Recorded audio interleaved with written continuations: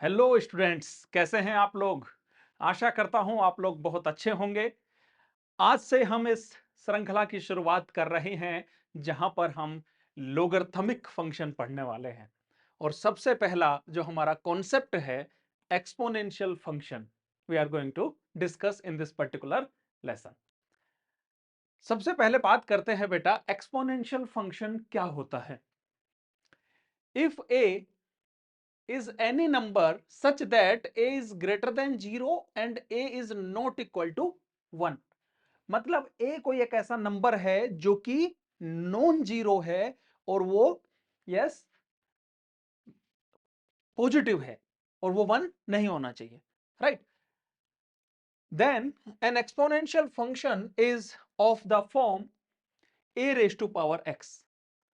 ये basically exponential growth या exponential decay को बताता है।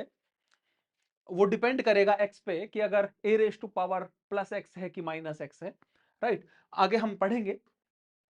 Where a is called the base and x can be any real number.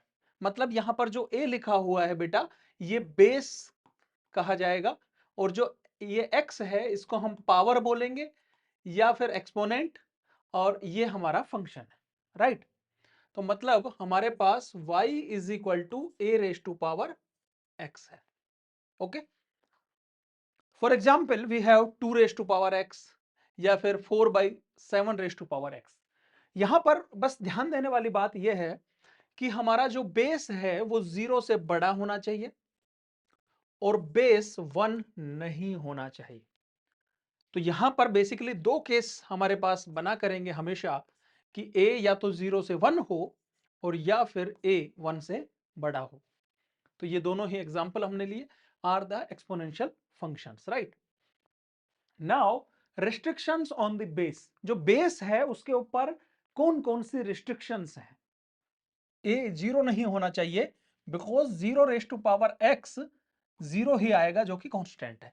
मतलब जीरो की पावर आप कुछ भी अगर रखोगे तो वापस से जीरो ही हमेशा आएगा। फंक्शन बेसिकली होता यह है कि जब हम कोई इनपुट डालते हैं तो उसके लिए हमको कोई ना कोई आउटपुट मिलता है। तो हमको इस चीज को इंश्योर करना होगा कि वो हम फंक्शन किस तरीके से डिफाइन कर रहे हैं। तो जो एक्सपोनेंशियल फंक्शन डिफाइन किया गया उसके लिए बोला गया कि जो बेस है वो जीरो नहीं होना चाहिए, बेस 1 भी नहीं होना चाहिए, क्योंकि 1 की जब कोई भी पावर आप रखते हो तो हमेशा 1 ही आता है कांस्टेंट फंक्शन, राइट। तो हम 1 भी नहीं बोलेंगे। Avoid negative basis, negative base को हमें अवॉइड करना है टू प्रिवेंट कॉम्प्लेक्स आउटपुट्स। किस तरीके की आउटपुट आ सकती हैं? अगर कभी बेस नेगेटिव हुआ जैसे -2, अब -2 की पावर अगर आपको करने को बोला जाए -3 या -3/2, तो आप किस तरीके से करेंगे, वो चीज एक सोचने वाला विषय हो जाएगा, right. For example a is equal to -4, then -4 raise to power x, अगर x 0.5 हो then -4 raised to power 0.5 which is complex, thus we required a is greater than 0 and a is not equal to 1। तो यहां पर बस ध्यान देने वाली बात यह है कि जब भी कभी y is equal to a raised to power x आएगा, आपको बेस को 0 से बढ़ा लेना है एंड बेस 1 नहीं होना चाहिए। ये दो बातें बस आपको अपने माइंड में रखनी है। जनरल इंक्रीजिंग और डिक्रीजिंग रूल, एक चीज हमेशा ध्यान रखेंगे कि a raise to power x जो फंक्शन है वो इंक्रीजिंग फंक्शन का काम करेगा जब a 1 से बड़ा होगा। मतलब यहां पर देखो हमने दो बात की, दो केस की, या तो बेस 1 से बड़ा होगा या बेस 0 से 1 के बीच होगा। तो जब 1 से बड़ा होगा तो आप a raise to power x को as an increasing function treat करो, और जब भी कभी बेस 0 से 1 के बीच में होगा तो आप ax को एक डिक्रीजिंग फंक्शन की तरह ट्रीट करेंगे, ठीक है। इनका ग्राफ अगर हम देखते हैं तो देखो कुछ इस तरीके का आता है, a raise to power x का ग्राफ और a raise to power minus x का ग्राफ कुछ ऐसा होता है। नेक्स्ट वीडियो में हम ग्राफ की बात करेंगे एक्सपोनेंशियल फंक्शन की, और इसका जो ग्राफ है वो सिर्फ a raise to power x या a raise to power minus x के लिए नहीं, बल्कि डिफरेंट बेसिस के लिए भी हम बात करेंगे कि कैसे ये चीजें काम करती है, वो डिटेल में बात करेंगे नेक्स्ट वीडियो में। बट अभी हम डेफिनेशन समझ रहे हैं और क्वेश्चंस प्रैक्टिस करेंगे इस कॉन्सेप्ट के ऊपर बेसिकली। तो अगर बेस 0 से 1 है तो a raise to power x decreasing function की तरह काम करेगा, राइट। कुछ कॉमन प्रॉपर्टीज है कि जो ऑल एक्सपोनेंशियल ग्राफ हैं वो 0,1 से पास होते हैं ऑब्वियसली, क्योंकि y is equal to a raise to power x अगर हमारे पास कोई फंक्शन है तो आप सोच के देखो, जब हम x को 0 रखते हैं तो y कितना आता है 1। इसका मतलब ये हर एक बेस के लिए काम करेगा। अब चाहे a आपका 2 हो, 3 हो, 4 हो, 1/2 हो, 1/3 हो, कुछ भी हो। इसका मतलब ये हुआ कि सभी एक्सपोनेंशियल फंक्शन 0,1 से पास होते हैं। फॉर a ग्रेटर देन 1, अगर कभी x2 x1 से बड़ा है, मतलब अगर बेस 1 से बड़ा है, तो हमने बोला कि ax इंक्रीजिंग फंक्शन की तरह काम करेगा। और जब हम अगर x2 x1 से बड़ा है और इंक्रीजिंग फंक्शन ऑपरेट करेंगे दोनों तरफ, तो ax2 भी बड़ा होगा ax1 से। लेकिन अगर कभी डिक्रीजिंग फंक्शन की बात हो जाए, मतलब अगर बेस 0 से 1 हो और x2 x1 से बड़ा हो और एक्सपोनेंशियल ऑपरेट करने की बात होगी, तो इनइक्वालिटी का साइन चेंज हो जाएगा। जैसे 2 अगर 3 से छोटा है, आपको पता है माइनस से अगर मल्टीप्लाई करते हैं तो इनइक्वालिटी का साइन चेंज हो जाता है। ऐसे ही कोई भी डिक्रीजिंग फंक्शन अगर ऑपरेट करते हैं ना, तो उससे क्या होता है बेटा, इनइक्वालिटी का साइन चेंज हो जाता है।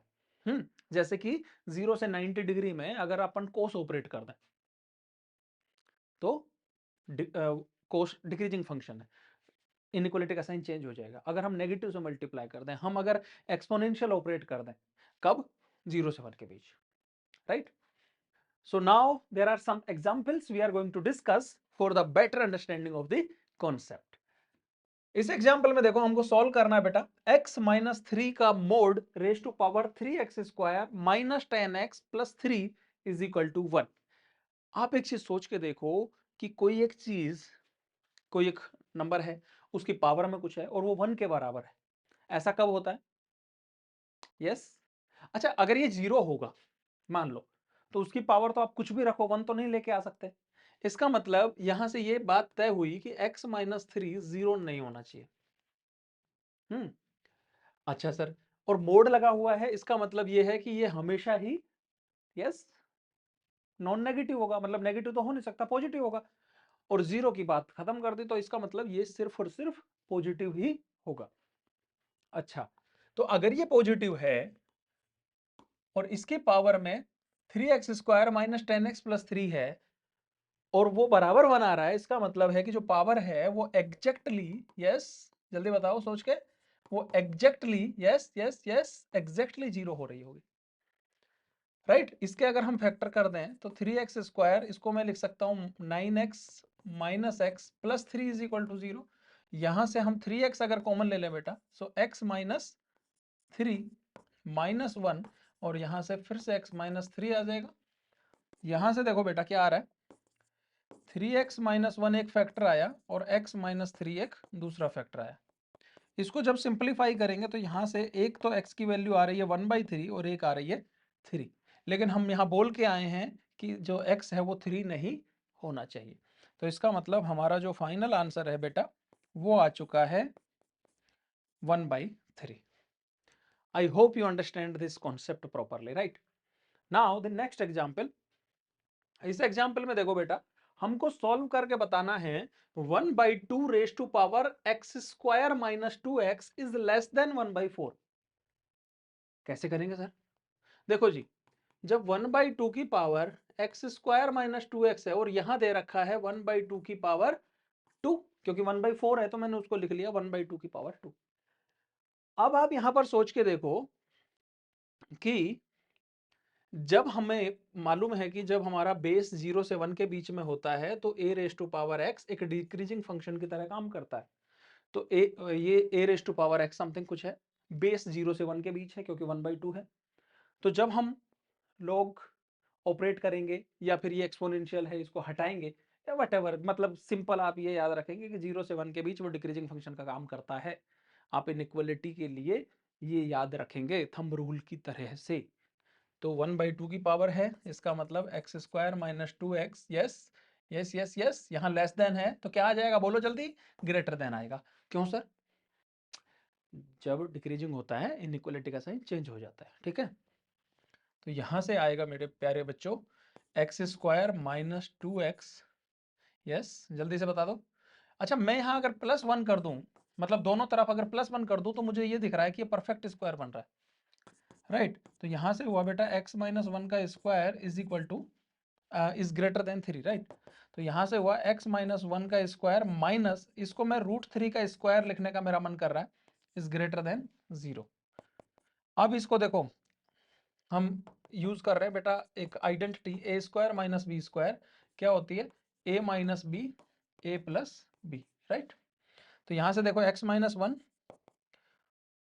Minus √3, right, and x minus 1 plus √3, मतलब a minus b and a plus b is greater than 0, right. तो यहां से हमको ये पता चल रहा है बेटा कि जो हमारा x है वो क्या हो जाएगा, जल्दी बता दो।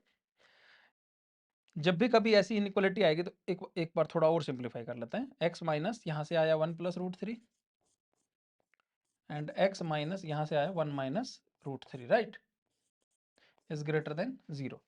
जब भी कभी इस तरीके की सिचुएशन होगी तो यहां पर आप देखो बेटा, एक x की वैल्यू ये है, एक x की वैल्यू ये है, ग्रेटर देन 0 है। और हमेशा एक चीज का याद रखेंगे, थंब रूल याद रखेंगे, x माइनस ए एक्स माइनस बी जब भी कभी 0 से बड़ा होगा तो एक ऐसे लाइन खींचेंगे, ये एक तरीके से बन गया हमारा जेवलिन, भाला, फंक्शन के हाथ में है। और जब भी फंक्शन के हाथ में होगा भाला, तो छोटे से छोटा यूनियन बड़े से बड़ा, ये एक बेसिक इनइक्वालिटी है, ऐसा होगा। अच्छा सर, ग्रेटर देन है ये तब तो ठीक है, अगर लेस हुआ तो, अगर बेटा लेस हुआ कभी, मान लो x minus A x minus be less than 0, तो ऐसे आप लाइन खींचेंगे तो भाला फंक्शन की तरफ, भाला फंक्शन की तरफ, तो फंक्शन डरेगा, क्या करेगा, डरेगा। और डरेगा तो छिपेगा, कहाँ छिपेगा, दोनों वैल्यूज के बीच में, जो छोटी और बड़ी वैल्यू के बीच में छिप जाएगा, ठीक है। This is the concept of basic inequalities basically. तो यहां पर आप देखो ये भाला फंक्शन के हाथ में आ चुका है, तो छोटे से छोटा, मतलब छोटा कौन है यहाँ पे, जल्दी बता दो, छोटा कौन है, 1 माइनस √3। सो छोटे से छोटा यूनियन बड़े से बड़ा। Okay, so this is the final answer. अच्छा, इसको कुछ लोग ऐसे भी समझ सकते हैं, यहाँ पर 2 पॉइंट हम लिख देंगे, 1 माइनस √3 एंड 1 प्लस √3। फिर यहाँ प्लस से स्टार्ट करके प्लस माइनस प्लस चलेंगे, हमको पॉजिटिव चाहिए तो हम ये इंक्लूड कर लेंगे कि भाई x जो है 1 माइनस इनफाइनाइट से 1 माइनस √3 यूनियन 1/√3 से इनफाइनाइट। सिर्फ स्ट्रिक्टली ग्रेटर देन साइन है तो हम इनइक्वालिटी ये ओपन ब्रैकेट यूज करेंगे बेसिकली, राइट, मतलब उसको शामिल नहीं करेंगे। ओके, आगे चलते हैं बेटा। नेक्स्ट क्वेश्चन देखो, हमको सॉल्व करना है 3/4 raise to power 6x plus 10 minus x square is less than 27/64 को कैसे सोल्व करेंगे।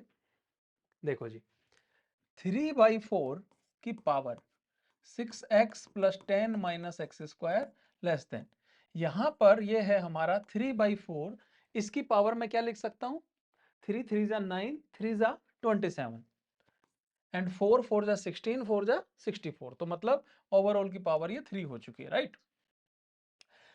और ये जो बेस है ये 0 से 1 है, हाँ या ना, तो इसका मतलब ये डिक्रीजिंग फंक्शन की तरह काम करेगा। तो मतलब 6x plus 10 minus x square will be yes greater than 3, inequality का साइन चेंज हो जाएगा।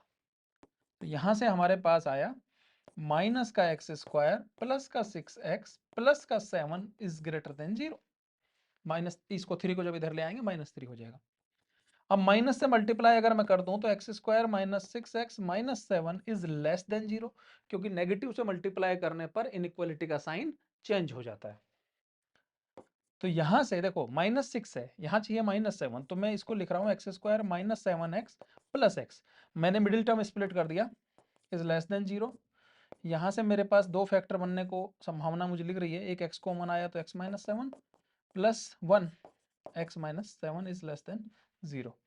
तो यहां से हमारे पास हो जाएगा x minus 7 x plus 1 is less then 0। ये भाला फंक्शन की तरफ, भाला किस तरफ है? फंक्शन की तरफ। तो फंक्शन डरेगा, डरेगा तो छिपेगा। कहां पर छिपेगा जी? दोनों वैल्यूज के बीच में, राइट। तो मतलब हमारा जो x है वो -1 से 7 के बीच आ चुका है। This is our final answer, right. So now this is a question for you guys. आप लोग इस क्वेश्चन को सॉल्व करिए और आपका जो भी आंसर है कमेंट बॉक्स में कमेंट करके जरूर बताइए। ये क्वेश्चन है 1/3 raise to power x square minus 2x is greater than 1/9। 4 different options आपको दिए हुए हैं। जो भी आपका आंसर है अभी की अभी कमेंट बॉक्स में कमेंट करके ही इस वीडियो को छोड़िए। देखिए, अगर आप प्रॉपर तैयारी से काम करेंगे, पूरा वीडियो देखेंगे ईमानदारी से, फिर क्वेश्चंस करेंगे, है ना। अच्छा, एक चीज और मैं आप लोगों को बता देता हूं। अगर आप चाहते हैं कि डिटेल्ड कॉन्सेप्ट नोट्स आपको मिले, डीपीपी शीट आपको मिले, और वो आप करना चाहते हैं, तो नीचे कमेंट बॉक्स में कमेंट कीजिए। मैं आपको वहां पर शेयर करूंगा उसका लिंक, जहां पर आप जाकर के नोट्स और डीपीपी प्रैक्टिस क्वेश्चंस कर पाएंगे, राइट। ओके, तो ठीक है दोस्तों, आज के इस वीडियो में इतना ही। बने रहिएगा हमारे साथ, अपने दोस्तों के साथ वीडियो को शेयर करना ना भूलें। Thank you.